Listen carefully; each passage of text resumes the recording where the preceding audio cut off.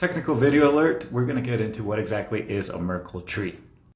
Merkle trees are used all the time in cryptocurrencies. For example, when you're on a layer 2 and you want to settle back to layer 1 and you want to verify that all the transactions are valid, or when you have a node that has the blockchain history and you want to verify that their history is accurate and it matches with your nodes.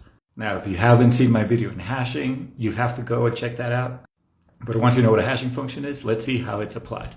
Let's take the example that I was running into when I was trying to make an airdrop contract. And so let's say that you have a bunch of addresses that are all legible to an airdrop. How do I verify that this address is part of the original list?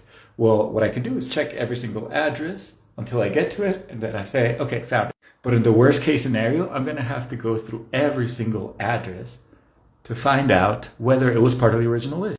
A way to get past that is to take the addresses in pairs and draw the hash of each one of those pairs. And do this for all of them.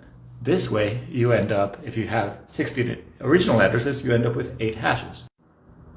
And then you can end up with an entire tree by hashing the hashes and hashing the hashes of the hashes all the way until you end up with one, what is called a root hash. You might not be able to see it so well because it's covered by the like and subscribe button that you should definitely press.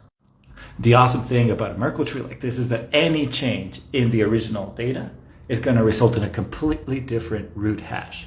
This is super useful because I just have to check the root hash to see if any information is different than what I expect. But let's go back to the example. What happens if I want to see if this address belonged to the original set?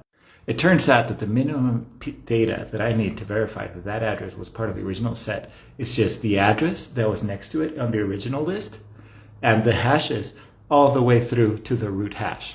In this case, that's 9 pieces of data as opposed to 11 if you were to check every single item on the list.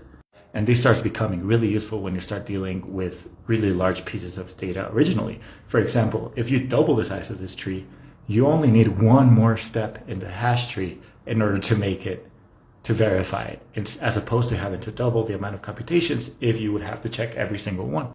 So yeah, actually I end up using Merkle trees all the time, and all the technologies that we're using tend to use Merkle trees in some capacity in the infrastructure.